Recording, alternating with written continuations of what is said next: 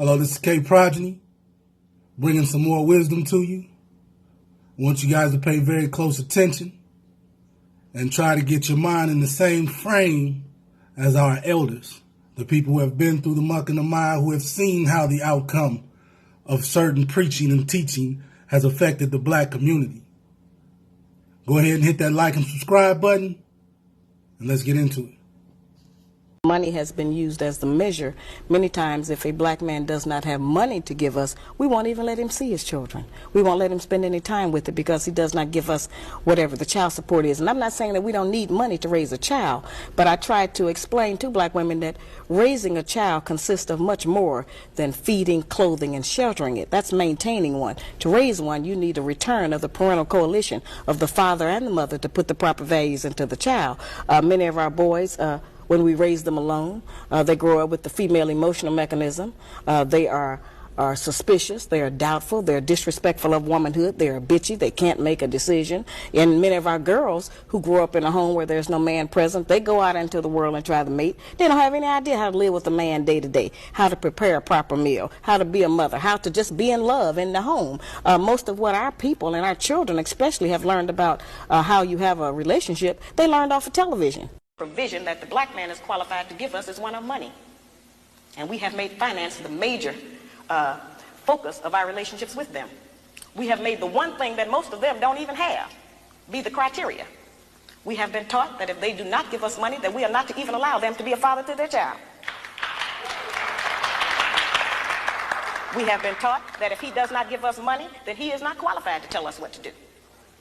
We have been taught that if he does not give us money, that he doesn't have any rights in the home. It's whoever is making the money who has the rights. That's not our system. The black man provides more in a black home than just financial support.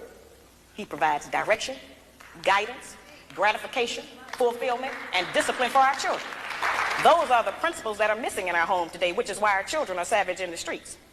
We see those children out there sometimes acting wild and uncivilized and disrespectful because they don't respect anyone, because we didn't teach them any respect. If we decided to stand up and stand up for you and say, no, you're not going to say that about him, or every time something said about him, we said, no, that's not true.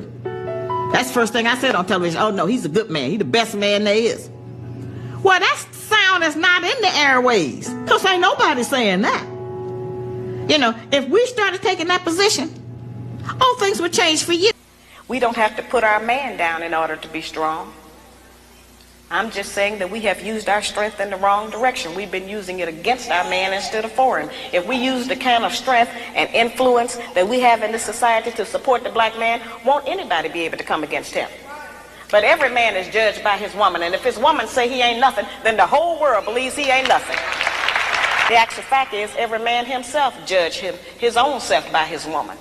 He can be out in the world being great, and the whole world can be kneeling to him, and if he come home and she say you ain't nothing, you ain't been nothing, then that's who he believes. If we can't accomplish saving our race, then we have not made an accomplishment. We are looking at our man become endangered. He's already endangered. Over 60% of us are single, widowed, separated, or divorced as of last year, and so we're not together. And there is one monolith in the black community, Raven. If we don't reproduce children, then our nation, our race is going to die out here. And so we sometimes tend to look at black men and say, yeah, they're in this bad condition, and we act like they're going to die out and we're going to live on. But that's not the way it's going to go. If the black man dies, all of us are going to die, because he actually is the backbone of our nation. We can't produce a baby by ourselves, and going into other nationalities still just erases, you know, our nation. And I'm trying to get us not to do that. White feminist named Gloria Steinem. So she kind of really objectified and dehumanized black men in a particular way, but it was a way that was popular, that people gravitated toward it. And I often say, from that to Oprah, right? Oprah becomes a spigot, so to speak, a faucet that opens that up, because she introduces these fairly obscure black feminist talking points to the mainstream. And then from there, it's being digested. So now you have women who will not call themselves feminists, who've never read a feminist book, but have feminist talking points, because they're coming out of that mainstream culture that really starts with Indashake and Williams and filters through Oprah. And so that dynamic creates this snowball of black feminism that we're still seeing, that's rooted in what we call an anti-black misandry, a hatred really of black men. I think a man needs to be on his purpose first, too. Exactly. And you got to be on your mission. Your mission got to be first, and your purpose got to be first. You know what I'm saying? And you can't put anything in front of your mission and your purpose and your dreams. And you can't, you know, what you don't want to do is put yourself in a position where you're tiptoeing and crawling behind a woman who you love, as opposed to putting your mission and your purpose first. Because if you put your mission and your purpose first, you'll be able to take care of your family. You'll be able to take. That's why, like on a plane, they say put your oxygen mask on first, then take care of the person next to you. Take care of you, can't take care of your mission. I come here tonight and plead with you. Believe in yourself and believe that you're somebody. And as I said to a group last night, nobody else can do this for us. No document can do this for us.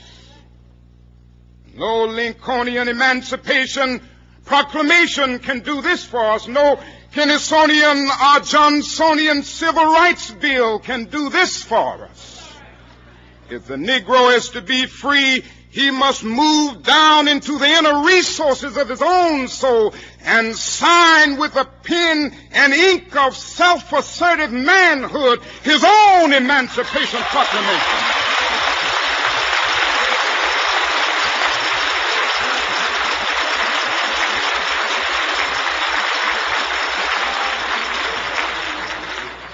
Don't let anybody take your manhood. Be proud of our heritage. As somebody said earlier tonight, we don't have anything to be ashamed of. Somebody told a lie one day.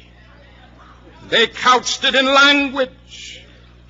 They made everything black, ugly, and evil. Look in your dictionary and see the synonyms of the word black. There's always something degrading and low and sinister. Look at the word white. It's always something pure, high, and clean.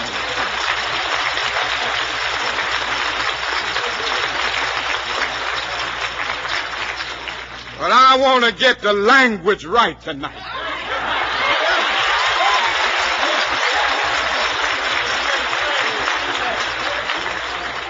I want to get the language so right that everybody here will cry out, yes, I'm black, I'm proud of it, I'm black and beautiful.